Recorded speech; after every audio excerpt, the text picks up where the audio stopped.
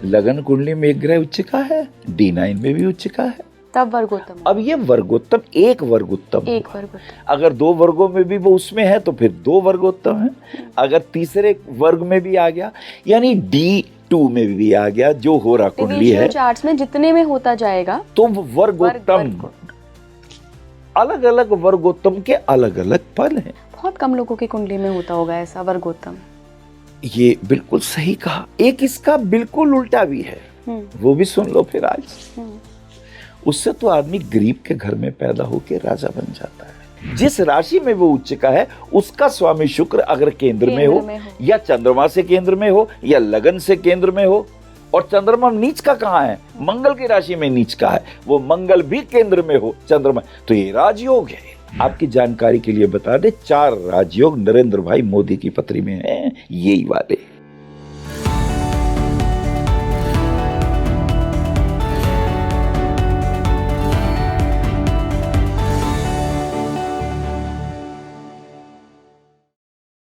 नमस्कार भारत, आप देख रहे हैं स्पीकिंग ट्री। मैं हूं आपके साथ इला गोस्वामी।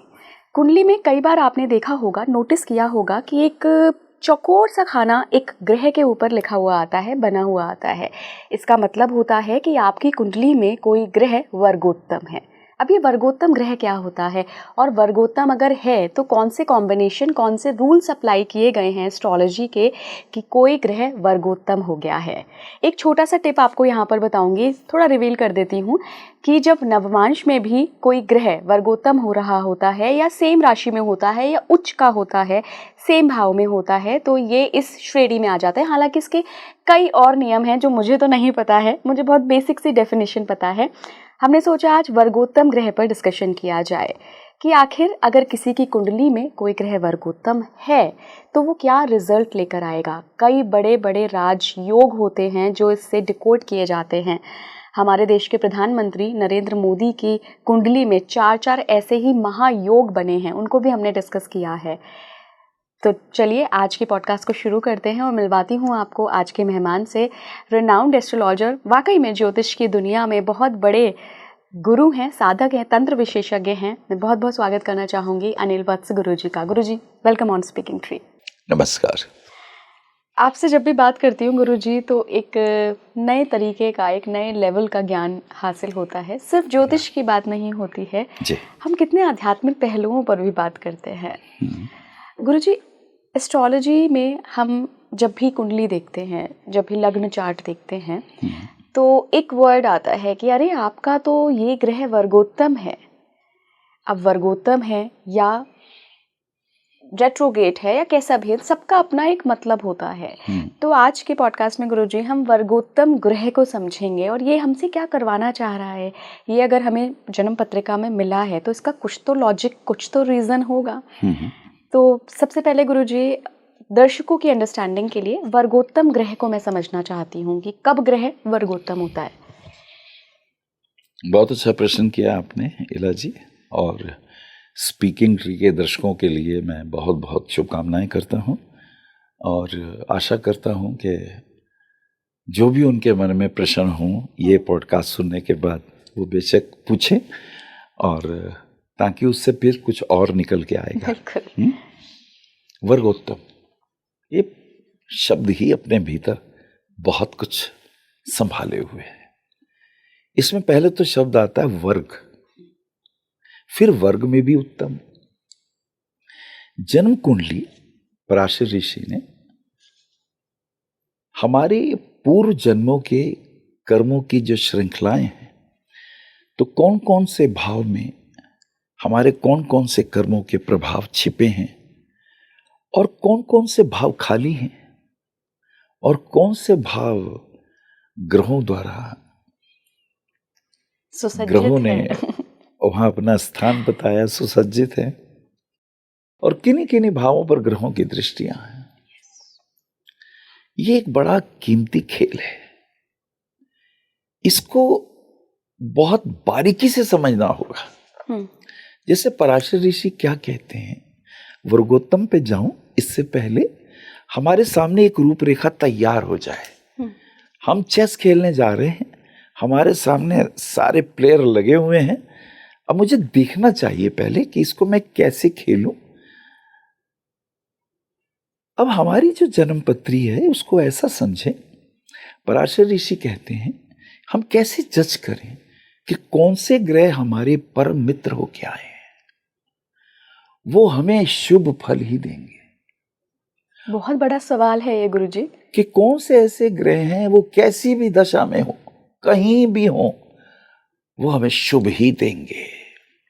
पहला सूत्र देखा जा सकता है ये सब दिखाएंगे आज।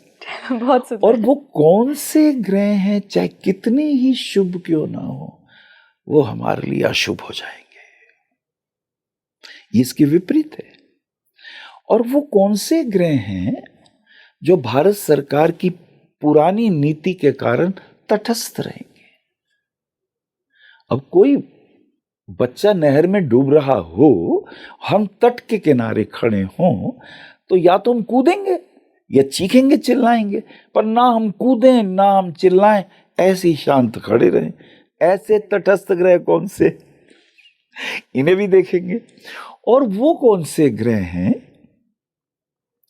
जहां वो हैं वहां का फल नहीं देते, वो किसी और जगह का फल देते हैं। वो कौन से गुप्त स्थान है।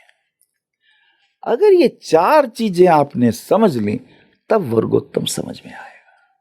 बहुत सुंदर गुरुजी। तो पहले इन चार चीज़ों को ही समझते हैं।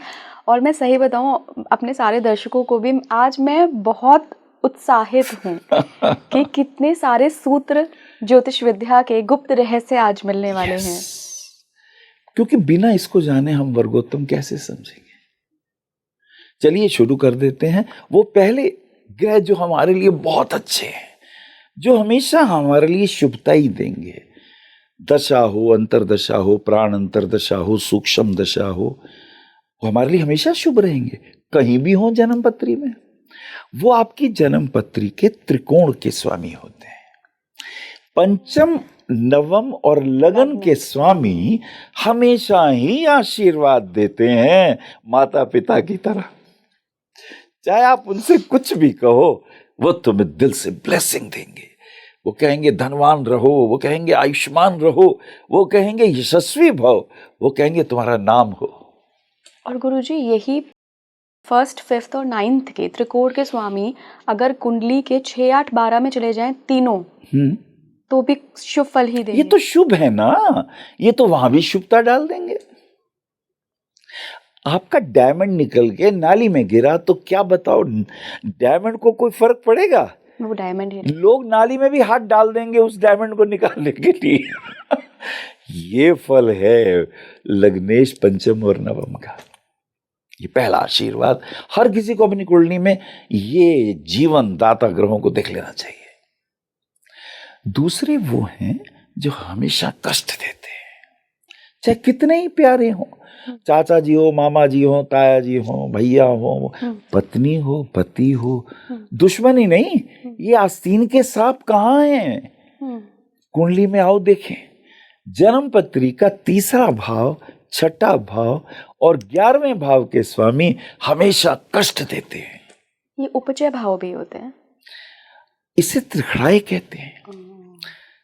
त्रिखड़ाए, त्रि षट आए, तीसरा, छठा और आए, तो त्रिशटाए। त्रिशटाए इनके स्वामी तो हमेशा ही कष्ट ही देते हैं, चाहे कितने ही शुभ ग्रह क्यों ना हो।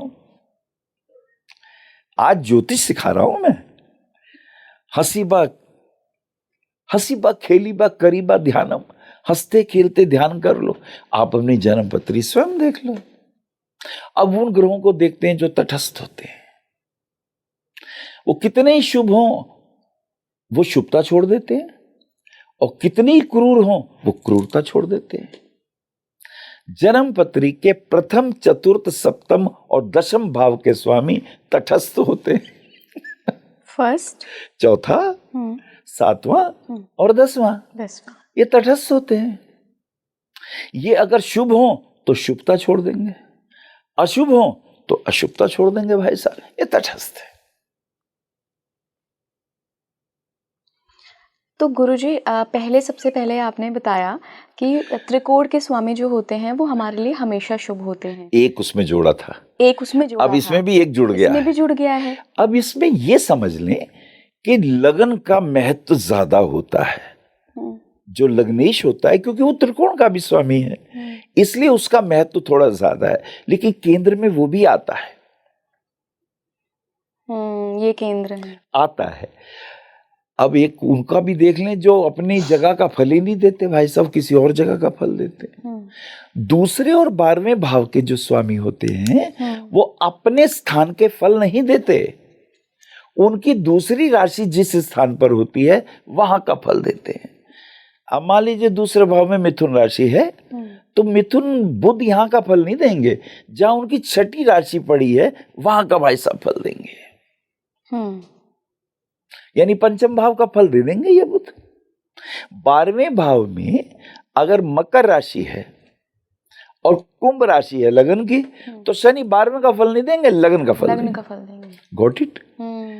लेकिन अगर वहां चंद्रमा व सूर्य है तो वो वहीं का फल देंगे, क्योंकि उनकी एक एक ही राशि है। एक राशि है। लेकिन वहां भी एक कमाल है, अगर चंद्रमा 12वें का स्वामी होके कहीं और बैठे हैं तो ये वहां का फल देंगे, 12वें का फल नहीं देंगे। चंद्रमा जिस स्थान पर होगा वहां का फल, ये वहां का फल दे देंगे। ऐसी सूर्य, इस तरह चंद्र और सूर्य को कुंडली के 12 भावों में कहीं भी बैठे, इन पे कोई पाप प्रभाव, इन पे कोई भी दुष्प्रभाव देते ही नहीं, क्योंकि एक राजा है एक रानी है। तो पहले तो आपने ये वर्गीकरण समझ लिया। बिल्कुल। एक बस एक सीकर के तौर पे मैं एक प्रश्न आपसे करना चाहती हूँ। मान लीजिए शनि किसी के 11th और 12th हाउस के मालिक हैं, आपने 11th हाउस को रखा है कष्ट में और 12th हाउस को रखा है हमने दूसरे स्थान का फल देना है। हाँ। अब शनि 11वें हाउस का मालिक होके 11वें में ही बैठे हैं। हाँ। तो वो तो कष्ट देंगे, वो त्रिखड़ाय के स्वामी होके कष्टदायी हैं। हाँ, और लेकिन 12वें के भी स्वामी हैं। हाँ। अब वो कहाँ का फल देंगे? 11वें का। गुरुजी ये तो थोड़ी सी वो नहीं हो गई कि 11वें में बैठ के 11वें के हिसाब से कष्ट दे रहे हैं और 12वें में आके 12वें का, चूंकि उनकी 2 राशियां हैं ना, तो वो 12वें का फल नहीं देके दूसरी राशि का फल देंगे, वो 11वां है। लेकिन 11वें भाव में वो फाइनेंशियल कष्ट नहीं देंगे, फिजिकल कष्ट देंगे। अब इसमें ये भी बात आगे की है, कष्ट कौन कौन से, जीव और निर्जीव का फर्क है, वो फर्क आ जाएगा कि वो कष्ट कैसे देंगे। आइए वर्गोत्तम पे चले जी, उसे तो हम भूल ना जाएं, बिल्कुल, क्योंकि मेन प्रश्न तो वही है। अब देखिए सूत्र पराशर ऋषि लेके चलते हैं, लेकिन इससे पहले मैं केंद्र के स्वामियों की एक बात जरूर बता दूं कि केंद्र के जो स्वामी होते हैं वो न्यूट्रल होते हैं। शुभ ग्रह शुभता छोड़ देते हैं, अशुभ ग्रह अशुभता छोड़ देते हैं। लेकिन अगर शुभ ग्रहों पर शुभ ग्रह की दृष्टि हो तो फिर से शुभ हो जाते हैं। बहुत सुंदर। और अगर अशुभ ग्रहों पर पाप ग्रहों की दृष्टि हो वो फिर पापी हो जाते हैं। वो अपने स्वभाव को याद करने लगते हैं, ओह मैं तो ये था। So the aspect is very important. दृष्टियां जरूरी हैं। अब जैसे त्रिखड़ाय के स्वामी है 3, 6 और 11 के जो स्वामी है, ये जहां कुंडली में जाएंगे कष्ट ही देंगे। लेकिन अगर ये 3, 6, 11 में ही है तो कष्ट नहीं देंगे, क्योंकि वो भाई साहब अपने ही घर में बैठे हैं और कोई भी गुंडा मवाली अपने घर को खराब नहीं करता। कंफर्टेबल हो जाते हैं, कंफर्टेबल हो जाएंगे। बहुत से सूत्र हैं। मैं पहले वर्गोत्तम पे आ जाऊं, क्योंकि तुम्हारा प्रश्न था वो। वर्गोत्तम को हम कैसे देखेंगे? पहले वर्गों का ज्ञान होना चाहिए, तभी तो उत्तम ढूंढेंगे उसमें। जी, जी। तो इसको हम पहले एक छोटे से फार्मूले से शुरू करते हैं। मान लीजिए लगन कुंडली में कोई भी ग्रह अपने भाव में है। मान लीजिए कर्क लगन है किसी का और चंद्रमा कर्क राशि में है, ऐसे समझे। लेकिन नवांश में ये मीन में चला जाए, यानी अपने से ठीक 9 घर आगे, तो इसे योगांश कहते हैं। बहुत दुर्लभ फल मिलने वाले हैं, क्योंकि ये त्रिकोण का हिमालय है 9वां घर। त्रिकोण 1, 5, 9 में जो 9वां भाव है वो हिमालय के शिखर है और धर्म का क्षेत्र है, भाग्येश्वरी, और भाग्य का क्षेत्र है। He is very lucky.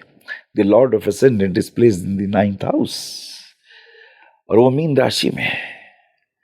अब ये योगांश हो गया, लेकिन ये लगन कुंडली में नहीं, नवांश कुंडली में होना चाहिए। लगन कुंडली का स्वामी नवांश कुंडली में मीन में चला जाए। लगन कुंडली में तो कर्क में थे भाई साहब, लेकिन नवांश में वो मीन में चलेगा, तो ये योगांश है। ये योगी है, ये भाग्यवान है, ये जिसके सर पे हाथ रखेगा उसका काम बनेगा। ये पिता के समान है, ये गुरु के समान है। इसके ऊपर कृपाएं उतर सकती हैं, देवता इसे चुन सकते हैं, देवता इस पे अपने अध्यात्म के पुष्पक विमानों को लैंड कर सकते हैं। योगांश। और मान लीजिए आपका, अब इसके हम आगे चले, मेष लगन हो और वो जो मंगल है वो D9 में धनु राशि में चला जाए, तो अपने से 90 में चला गया, अपने से, पर D9 में जाए। ये है वर्ग। आपने वर्गोत्तम बोला ना, अभी मैं वर्ग कुंडली पे आया। वृषभ लगन है, तो ये जो शुक्र है वृषभ लगन का स्वामी, ये D9 में मकर राशि में चला जाए, यानी अपने नवम भाव में चला जाए। मिथुन लगन है आपका जन्म कुंडली में, तो D9 में ये जो बुध है ये 11 में चला जाए, कुंभ राशि में चला जाए। You got my point? Yes, बिल्कुल। योगांश समझ में आ गया? योगांश समझ आ गया। अब दूसरा एक अंश समझें, वर्गोत्तम तब समझ में आएगा। दूसरा एक होता है, उसे विकटांश कहते हैं। अब लगन कुंडली में तो वो अपने भाव में थे, बहुत बढ़िया लग रहे थे, ये तो अच्छा फल देंगे, लेकिन D9 में वो नीच के हो गए। अब इसे उच्च की परिस्थितियां तो फाइनल में मिलेंगी, लेकिन बहुत विकट परिस्थितियों से होकर गुजरना पड़ेगा। पहले पूरा डाउनफॉल होगा, कष्ट बहुत आएंगे, कष्ट बहुत आएंगे, अपने ही टांग खींचेंगे, वो आस्तीन के सांप घर में ही मिलेंगे। नीच का हो गया ना। नीच का अर्थ ये है, उसे फिर से शुरू करना पड़ेगा। उसने घर उसका बना था तोड़ दिया, उसे फिर से बनाना पड़ेगा, फिर से मेहनत करनी पड़ेगी। विकट स्थितियों में भी जीने की कला है उसके पास, वो खराब नहीं है। विपरीत परिस्थितियों में जीने की कला है उसके पास।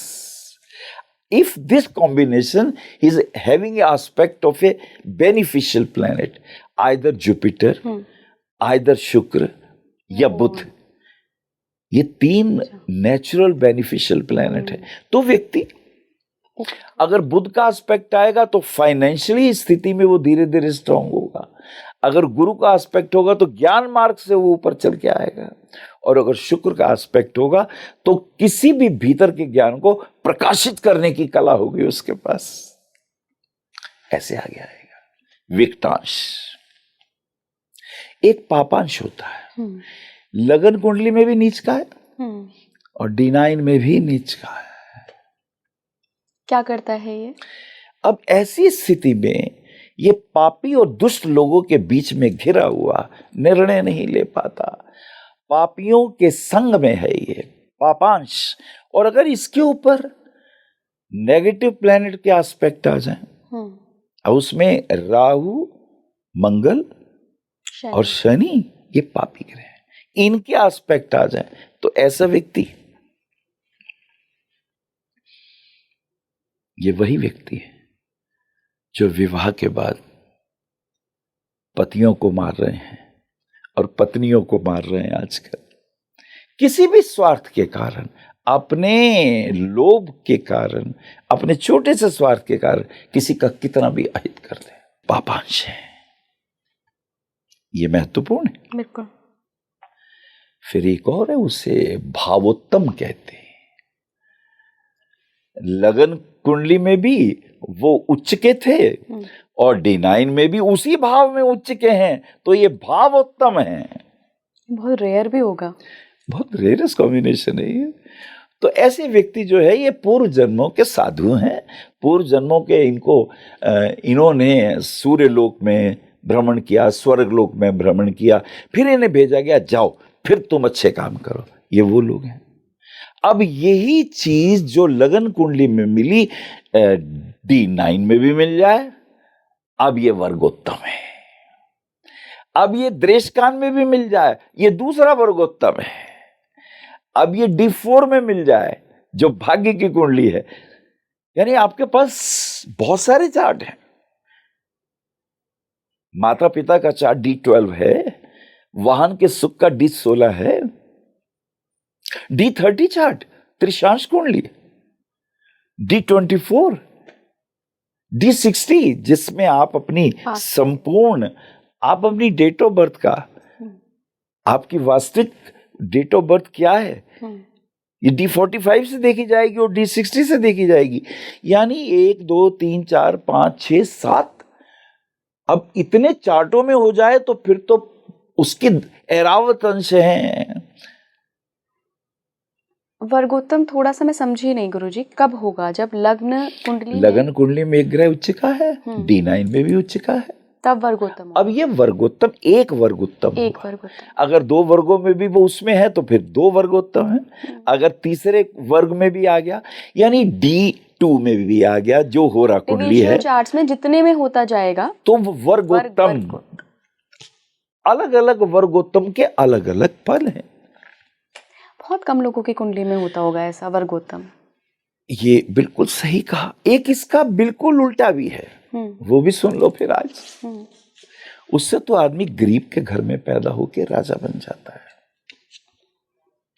और अक्सर ये वाला जो मैं अब बोलने जा रहा हूं, इसे लोग कम देख पाते हैं। फिर आप अपने सूत्र रिवील कर रहे हैं गुरुजी। बहुत पुराने गुरु कृपा से जो मिले, जो अध्ययन किए, और आज भी मैं देखता हूं। आप ये देखें कि सो सिंपल, सबसे पहले ये देखें आपकी कुंडली में अगर कोई ग्रह उच्च का है, मान लीजिए गुरु को ले लीजिए, तो गुरु कौन सी राशि में उच्च के होते हैं? कर्क में। कर्क में। अब ये देखें जो कर्क राशि में उच्च के हैं, तो क्या ये चंद्रमा लग्न से केंद्र में है? चंद्रमा लग्न से केंद्र में, या गुरु से केंद्र में, या गुरु से केंद्र में। बहुत बड़ा योग हो गया। बड़ा योग है। जो ग्रह उच्च का जिस भी राशि में हो, अब अगर शनि तुला में उच्च के हैं, तो क्या ये शुक्र लगन में है, केंद्र में है? ये पहले देखिए। शनि उच्च के थे तुला में, लेकिन जिस घर में उच्च के थे उसका स्वामी कहां है? अगर वो भी केंद्र में है तो ये बहुत बड़ा योग है। और इसका चमत्कार तब घटता है कि अब शनि नीच के कहां है? मेष में, और मेष का स्वामी मंगल भी केंद्र में है। ये राजयोग। देखो, ये सुना भी नहीं होगा, बहुत रेयर भी है गुरुजी। मतलब दोनों negative and positive both are sitting together. ये बिल्कुल वही बात है कि जैसे इधर क्रोध है तो इधर क्षमा है। वास्तव में क्रोध की एनर्जी ही क्षमा में रूपांतरित होती है।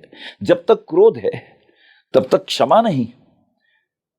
बहुत गुस्से वाला आदमी जब लड़ता है, झगड़ता है, फिर बाद में उसे लगता है यार ज्यादा हो गया, इसने इतना भी गलत नहीं किया था, मैंने कुछ ज्यादा ही रिएक्ट कर दिया। वो जाके कहता है सॉरी यार, मुझसे गलती हो गई। अत्यधिक क्रोध अगर होगा तो ऊर्जा ट्विस्ट करके क्षमा पे आएगी।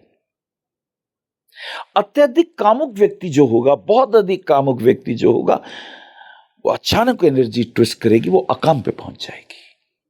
ये उसका दूसरा रूप है। दरअसल ऊर्जा का प्रवाह है, कितने डिग्री पे कामुक है, कितनी डिग्री पे न्यूट्रल है, और इतने डिग्री पे वो फिजिकल ना होकर ईश्वरीय हो गई, अकाम पे पहुंच के। इधर मन है, इधर अमन है, इधर लोभ है, इधर दान है, इधर रूप है, उधर अरूप है, इधर गुण है, उधर निर्गुण है। यह असल में ऊर्जाओं का खेल है। इसे ज्योतिष के माध्यम से, अब अगर मेरा चंद्रमा उच्च का है तो मुझे देखना चाहिए मेरा शुक्र कहां है। जिस राशि में वो उच्च का है उसका स्वामी शुक्र अगर केंद्र में हो, या चंद्रमा से केंद्र में हो, या लगन से केंद्र में हो, और चंद्रमा नीच का कहां है? मंगल की राशि में नीच का है, वो मंगल भी केंद्र में हो चंद्रमा, तो ये राजयोग है। आपकी जानकारी के लिए बता दे, 4 राजयोग नरेंद्र भाई मोदी की पत्री में है, यही वाले। तभी वो नरेंद्र भाई चंद्र मंगल दोनों, अब देखो उनका जो लगन है वृश्चिक लगन है। वृश्चिक लगन में मंगल स्वक्षेत्री है। मंगल का जो नीच कर्क राशि में होता है तो वो चंद्रमा उसके साथ है केंद्र में, और मंगल जहां उच्च का होता है शनि, वो दशम भाव में है भाई साहब के। बहुत सुंदर। चंद्रमा को देख लीजिए, चंद्रमा उच्च के वृषभ के, शुक्र दशम में शनि के साथ केंद्र में, और चंद्रमा नीच के वृश्चिक राशि में, वो मंगल लगन में है। दो ग्रह उच्च के नीच के दोनों साथ साथ। गुरु उच्च के कर्क राशि में, वो चंद्रमा भाई साहब के लगन में है। गुरु नीच का शनि की राशि मकर में, वो भाई साहब शनि दशम भाव में है। केंद्र में ही आ गए सब। शुक्र उच्च का मीन में, शुक्र उच्च का मीन में, और शुक्र नीच का कन्या में। ये बुध और शनि 11वें भाव में, गुरु पंचम में, यहां से केंद्र बन गया। केंद्र और त्रिकोण में उनके 4 ग्रह हैं। मैं बहुत सोचता था, योग तो और भी हैं, रोचक योग वगैरह भी हैं, लेकिन इस योग की चर्चा कर रहा हूं मैं। और जो मंत्री संतरी बनते हैं, किसी का 1 होता है, किसी के 2 होते हैं, इनके 4 हैं। तो वर्गोत्तम का अर्थ ये होता है कि लगन में भी मेरे है। अब अगर मेरे D2 में आ गया तो फाइनेंशियली मैं बड़ा स्ट्रांग हो जाऊंगा। ओके, अगर D2 में वर्गोत्तम हो रहा है। अब देखिए वर्गोत्तम पूरा मैं निभाने जा रहा हूं आज से। अगर लगन में है तो फिजिकली एंड मेंटली मैं बहुत रिच होऊंगा। मेरा स्वास्थ्य ठीक होगा, विपरीत परिस्थितियों से, रोगों से लड़ने की क्षमता होगी, और अगर मैं बीमार भी हो जाऊंगा तो मेरा मनोबल इतना बड़ा रहेगा कि मैं धीरे धीरे उन्नति की ओर बढ़ूंगा। अगर ये वर्गोत्तम दूसरे भाव में हुआ तो परिवार का मैं पिता के समान हो जाऊंगा। मैं उनका लालन पालन करूंगा, पिता के समान मैं उन्हें देखूंगा। मेरी वाणी में संयम होगा, मेरी वाणी में एक आकर्षण होगा, मेरी वाणी में 2 शब्दों के बीच का गैप कैसे यूज करते हैं वो कला मुझे आ जाएगी। और अगर 10th भाव या 11th भाव में वर्गोत्तम हो रहा है,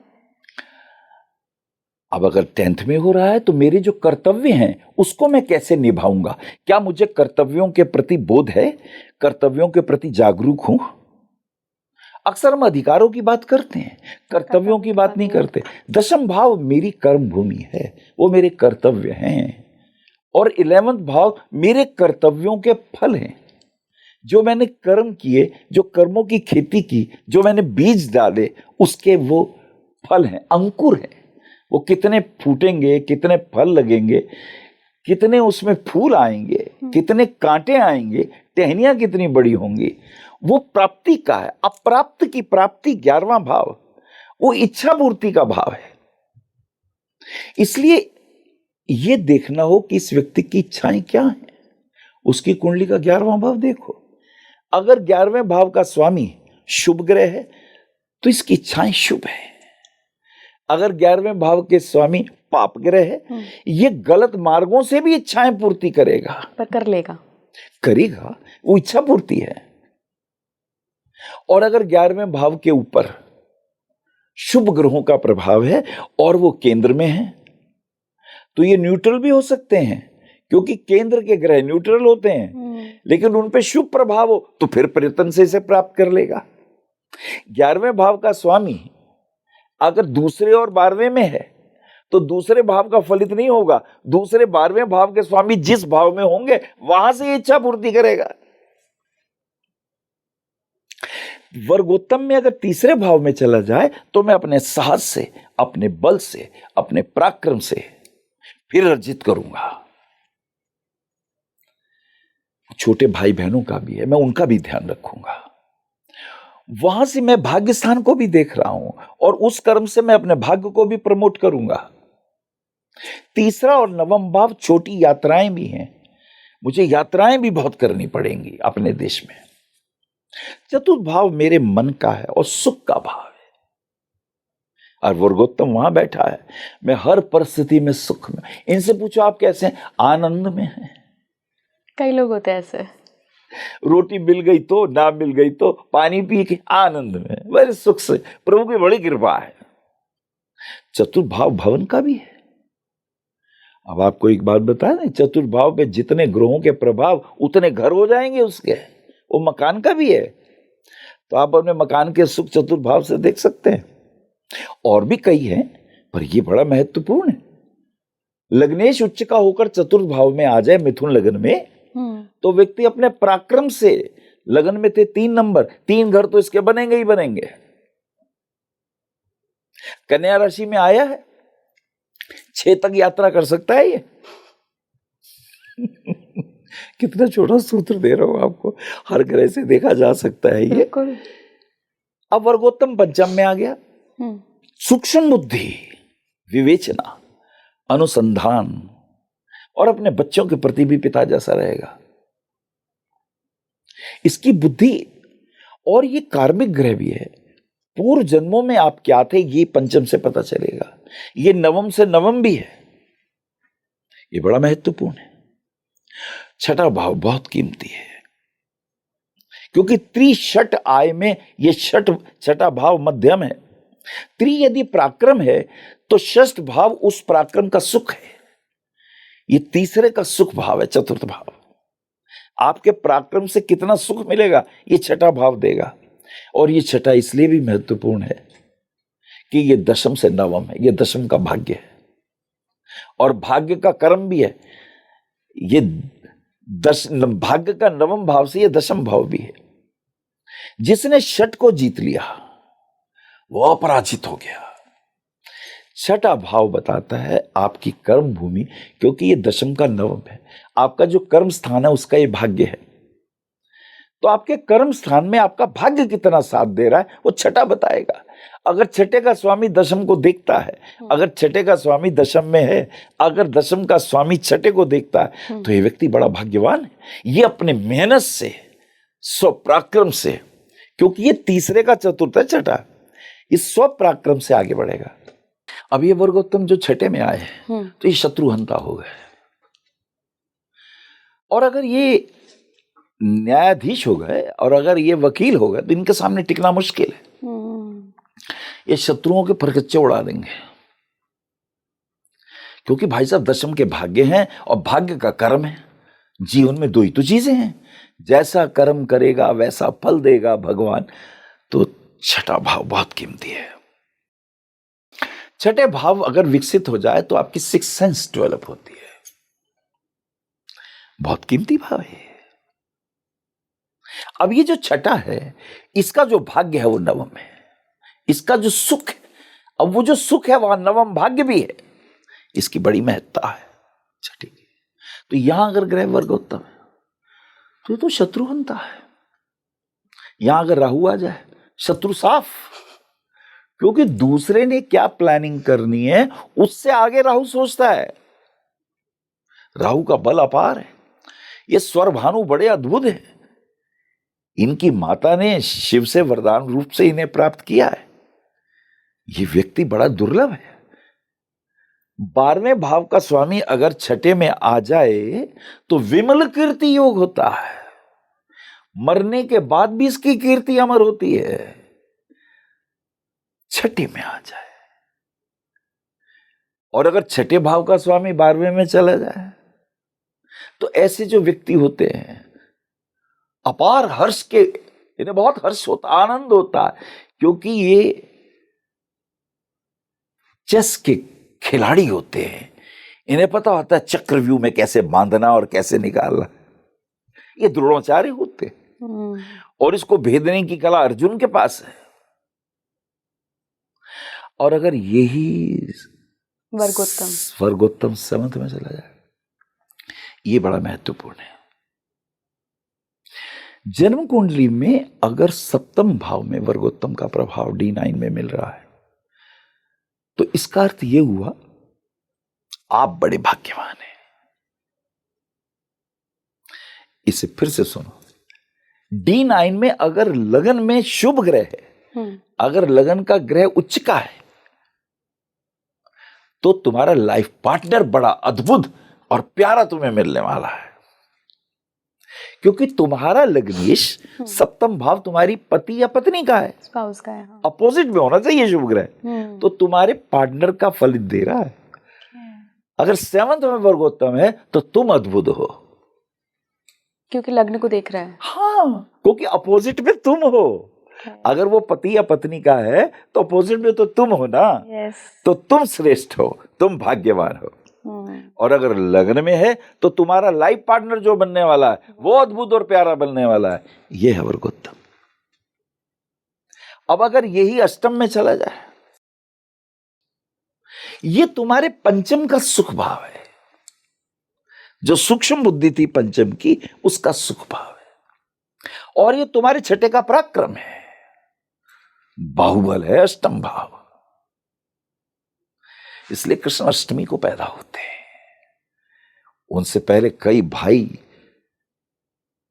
कंस की क्रूर दृष्टि के शिकार हो चुके होते।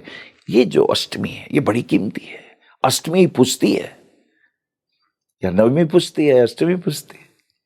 और देवी के जितने आशीर्वाद हैं, वो अष्टमी तिथि हो, नवमी तिथि हो, चतुर्दशी तिथि हो, शतभिषा नक्षत्र हो, और ऐसे में भगवती का कोई यंत्र या मंत्र का साधना कर ले तो भगवती कहती है मैं स्वयं उसकी रक्षा करती हूं।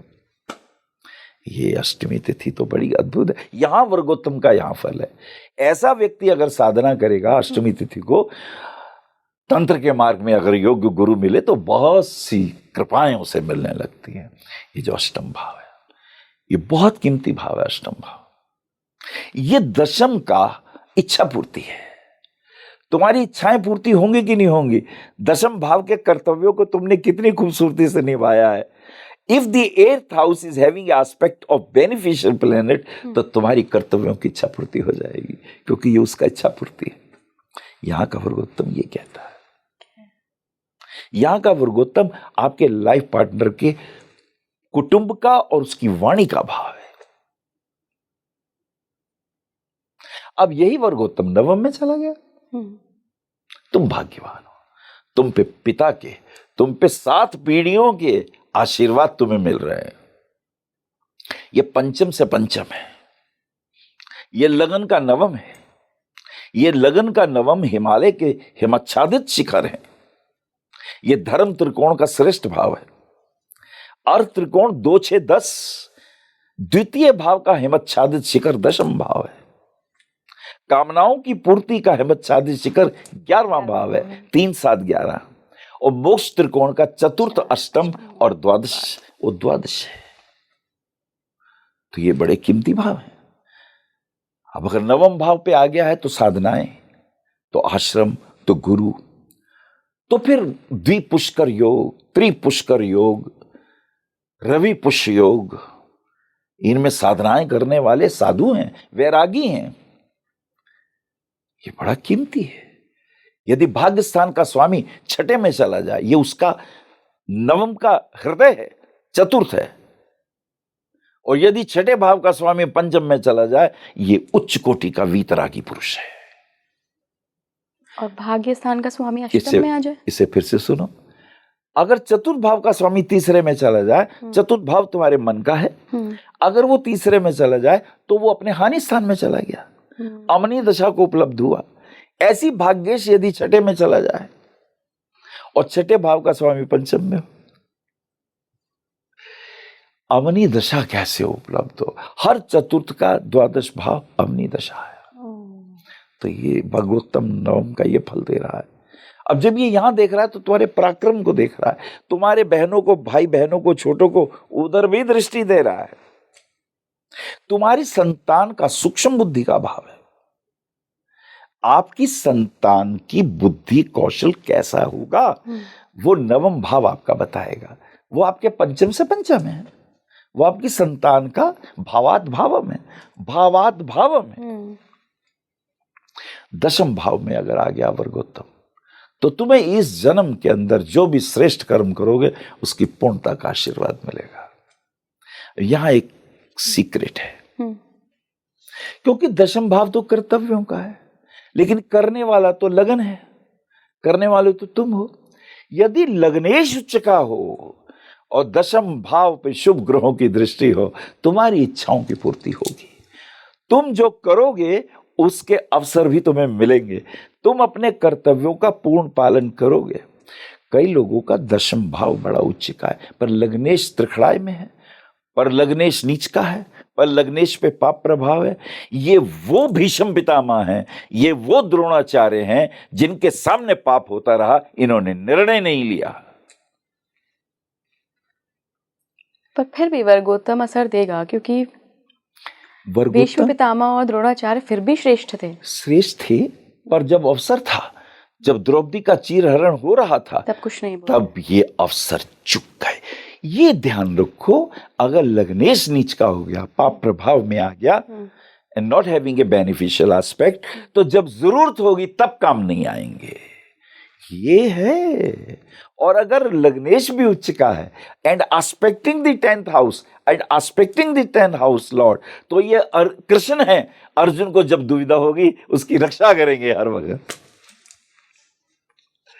ये वर्गोत्तम दशम का ये बोलने वाला है ना।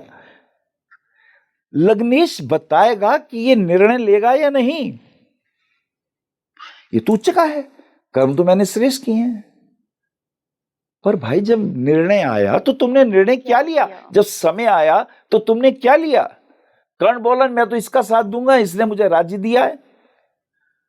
कृष्ण यही तो कह रहे थे, राज्य से बंधा है कि धर्म से बंधा है? द्रोणाचार्य को यही कहा, वो तुम्हें रोटी दे रहे हैं तो रोटी से बंधे हो या धर्म से बंधे हो? अगर रोटी और धर्म चुनना हो तो धर्म चुनना होगा। न्याय कहां है?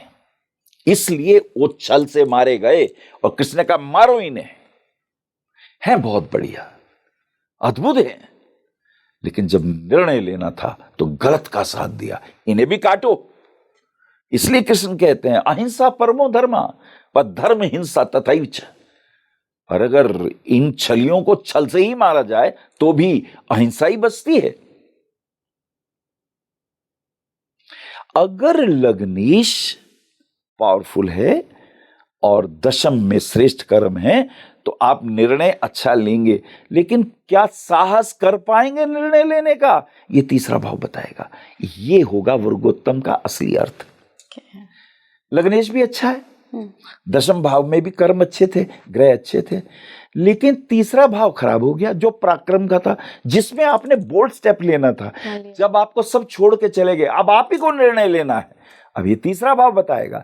यदि तीसरे भाव के ऊपर मंगल है तो सूर्य है, ये निर्णय लेगा, ये कहेगा मैं आखिर तक कोई रहे ना रहे मैं तेरा साथ दूंगा। तो ये व्यक्ति ये बहुमूल्य है। पराक्रम अधिपति को बलवान होना ही चाहिए, लग्नेश को भी पावरफुल होना चाहिए और कर्म भी तुम्हारे। तो दशम भाव का वर्गोत्तम इतने अर्थ रखता है। 11th हाउस इच्छा पूर्ति का है। ये कर्म थे, दशम भाव से मेरे कर्तव्य थे, लगन से मैंने अपने बारे में जांचा और ये मेरी इच्छा पूर्ति है।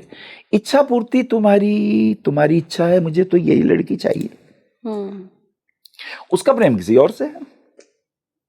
अब आप उसके प्रेमी को हटाएंगे अपनी इच्छा पूर्ति के लिए। यदि आपके 11वें भाव पे पाप ग्रहों का प्रभाव, मंगल का प्रभाव है बलपूर्वक हटा देंगे, शनि का प्रभाव है षड्यंत्र करेंगे, केतु का प्रभाव है ठोक पीट भी देंगे या किसी से करवा देंगे।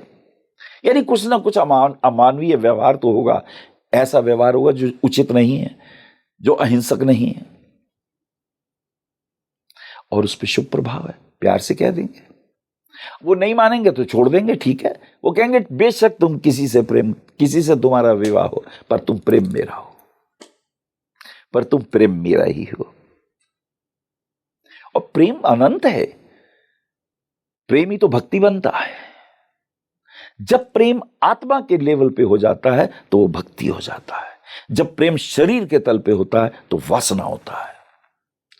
तो 11वें भाव पे शुभ दृष्टि आत्मीय दृष्टि हो जाती है, उस पे अशुभ दृष्टि हो, पाप ग्रह का प्रभाव हो तो शरीर के तल पर होता है।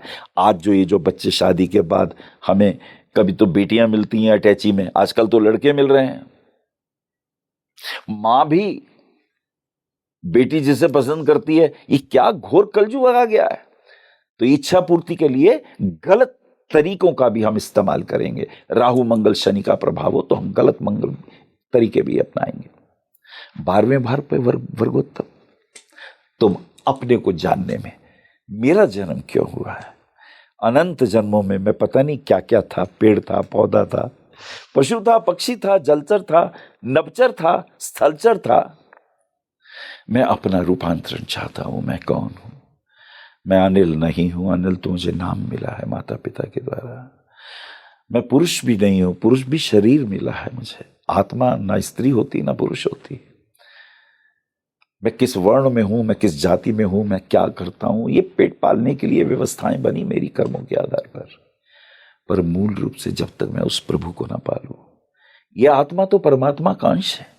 आत्मा जब मन के साथ जुड़ती है तो संसार के बंधन है।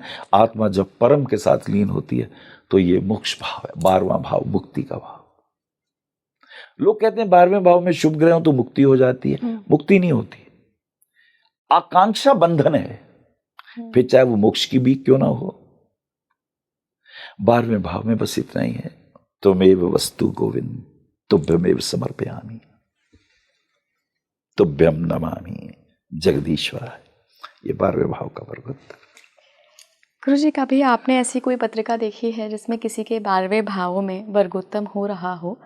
अब आपको तो पता है कि इसका क्या मतलब है, लेकिन वो व्यक्ति एक वर्गोत्तम सुन के या देख के आपके पास किसी डिज़ायर से आया हो कि ये तो बहुत अच्छी बात है, वर्गोत्तम हो रहा है और मैं तो बहुत मटेरियलिस्टिक डिज़ायर पूरी करने आया हूँ, लेकिन आपको तो पता है कि ये तो थोड़े दिन में अपने आप को ही खोजेगा। ऐसे में आप कैसे डील करते हैं? उसकी जन्म पत्रिका 3 6 11 देखो, वो काम त्रिकोण है। वो इस कामनाओं को भोग के पहुंचेगा 12वां में। ओके। अगर 3 6 11 की कामनाएं अतृप्त रह गई तो वो इच्छा ही रहेगी, मुक्ति नहीं होगी। जब तक उस काम को भोग के अकाम की स्थिति को वो भोग के उसे पता तो चले। वो एक लड़की को प्रेम करता है कि मैं तेरे बिना नहीं रह पाऊंगा, तू ना मिलेगी तो मैं मर जाऊंगा। और जब विवाह होता है उसके 6 महीने बाद ही वो लड़ने लगते हैं, क्योंकि जो नहीं मिला उसके लिए हम तड़पते हैं, और जब मिलता है तो फिर हमें पता चलता है इसके लिए तड़पे थे। ये मन का वैरी भाव है।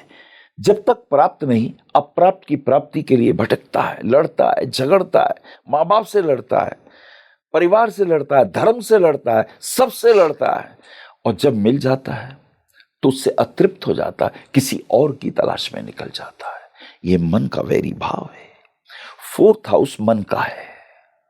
4थे घर में अगर पाप ग्रहों का प्रभाव है तुम अतृप्त ही रहोगे। 4थे ग्रह पे पाप ग्रहों का प्रभाव हो, अतृप्ति की स्थिति है। 4th भाव का अधिपति यदि शुभ हो गया हो तो पाप भावों से तुम निकलना चाहते हो। एक है भाव घर। जो घर है ना, उसमें जो राशि पड़ी है वो उसकी मालकिन है। पक्का पट्टा उसके नाम लिखा है, वो रजिस्ट्री उसके नाम हुई है। मान लो 4थे घर में 6 नंबर लिखा है तो उसका मालिक बुध है, रजिस्ट्री उसकी है। अब बुध वहां हो या ना हो इसका मतलब नहीं है, वो मकान तो बुध का है। अब उसके अंदर गुरु आए, वो मेहमान है। अब ये गुरु और बुध क्या मित्र हैं, ये देखना पड़ेगा। ये गुरु और बुध मित्र नहीं है, क्योंकि केंद्र के स्वामी न्यूट्रल होते हैं और केंद्र के स्वामी परस्पर शत्रु होते हैं। ये दूसरा लॉ है। केंद्र के स्वामी परस्पर शत्रु होते हैं। अब जैसे मिथुन लगन होगा तो उसकी 2 राशियां, एक लगन में होगी, एक कन्या 4th भाव में आएगी, तो ये दोनों घर बुध के हुए, और बाकी के 9 12 हैं। ये धनु का गुरु और मीन का गुरु, इसलिए केंद्र के स्वामी परस्पर शत्रु होते हैं। This is the law of Parashar, इसलिए शत्रु हैं। अब अगर गुरु आ गए 4th भाव में तो यूं तो ज्ञानी है, यूं तो ज्ञान देंगे, पर भीतर से वहां पर एक डिस्टेंस बना रहेगा, एक दूरी बनी रहेगी, वो मित्र नहीं है। अब कोई भी कुंडली उठा लो, चलो मेष लगन उठाते हैं तो 1 4 7 10, 1 और 4 यानी मंगल और चंद्रमा मित्र हैं। 7 10 शुक्र और शनि मित्र हैं, तो शुक्र शनि एक पेयर ये हो गया, और चंद्र मंगल एक पेयर ये हो गया। तो चंद्र मंगल दोस्त हैं और शुक्र शनि दोस्त हैं, लेकिन ये दोनों इस ग्रह के दोनों के शत्रु हैं। ये तरीका शत्रु देखने का, बहुत से लोगों को अंगूठियां पहना देते हैं, उन्हें यही नहीं पता कि कैसे देखें मित्र और शत्रु। ये अगले पॉडकास्ट में रखेंगे इस सूत्र को। आज तो वर्गोत्तम का आपको आशा है आपको खूब मजा आया हो। मजा आया गुरुजी। आखिर में बस मैं, अगर कोई अपनी कुंडली में D9 में वर्गोत्तम होते हुए देख रहा है, हमने सारे हाउसेस को तो डिस्कस कर लिया, कोई एडवाइस आप उनको देना चाहते हैं? अच्छी बात है, जब ग्रह उच्च का है या वर्गोत्तम है तो तुम भाग्यवान हो, तुम एवरेस्ट पे पहुंच गए। पर बेटा कितनी देर यहाँ खड़े रहोगे, ठंड लग जाएगी फिर तुम नीचे उतरोगे। ऐसे जब नीचे उतरे तो ये अवतरण होता है, ये अवतार है। अवतरण में ऊपर से परमात्मा नीचे उतरता है। अब तुम नीचे उतर के जिनके उच्च के नहीं हुए उनका मार्गदर्शन करो, बहुत सुंदर, उनको समझाओ मैंने ऐसे पाया, तुम भी पाओ। तो नीचे उतरते हुए भी तुम नीच के नहीं होगे, तुम उनके अंदर ऊंचाइयां पैदा करोगे। और यदि कोई ग्रह नीच का है तो तुम्हें अब ऊपर जाना है। जो ऊपर पहुंच गए हैं उनके साथ चलो। वास्तव में अवतरण, एक अवतरण होता है जो ऊपर से नीचे आता, एक ऊर्ध्वाकर्षण होता है जो नीचे से ऊपर जाता है। तो नीच के ग्रह ऊर्ध्वाकर्षण के नियम को पालन करें और नीचे से ऊपर चलें इस सीढ़ी से। अरे पहली सीढ़ी से तो यात्रा होगी, कितने मील की यात्रा हो, you have to start with first step. Definitely, पर तुम्हें ऊपर जाना है, बस इतनी सी बात है। बहुत बहुत धन्यवाद गुरुजी। मतलब मुझे ऐसा लग रहा था कि मैं ख़त्म ही ना करूं पॉडकास्ट, बस सुनते जाऊं, कुछ और भी आप टॉपिक बता दें तो ये ख़त्म ना हो। मैं डेफिनेटली, समय की एक सीमा होती है। नहीं, मैं आपसे वायदा करता हूँ, अस्त ग्रह किसे कहते हैं इस पे भी बात करेंगे, वक्री ग्रह की भी बात करेंगे, अतिचारी की भी बात करेंगे। चलिए अगले पॉडकास्ट में ये रहस्य आपके सामने रखें। बिल्कुल, देखिए आप गुरुजी ने वादा किया है तो गुरुजी अब समय निकालिएगा आप। बहुत जल्दी मैं आपके सामने आऊंगा। और एक बात तो मैं याद दिला दूं, नक्षत्र का रहस्य क्या है इसकी चर्चा मैं आपसे शीघ्र ही करने वाला हूँ। बिल्कुल, तो देखिए आपको सारे टॉपिक्स पता लग गए हैं। अब नक्षत्रों के बारे में भी गुरुजी से बहुत लंबी बातचीत होने वाली है। खैर, आज हमने वर्गोत्तम को डिस्कस किया है। आप मुझे कमेंट बॉक्स में बताइएगा कि क्या आपकी कुंडली में भी D9 सारे कॉम्बिनेशन मिला के क्या कोई ग्रह वर्गोत्तम हो रहा है। और गुरुजी ने जिस तरीके से सारे हाउसेस में वर्गोत्तम को समझाया है, आपने उससे कहीं रेजोनेट किया? क्या आपने जीवन में वो चीज़ें घटित होते हुए देख रहे हैं? अगर ऐसा है तो कमेंट बॉक्स में ज़रूर बताइएगा। कोई क्वेरी है या कोई कन्फ्यूजन है तो भी हमें लिख भेजिएगा। जुड़े रहिए स्पीकिंग ट्री के साथ। नमस्कार। नमस्कार।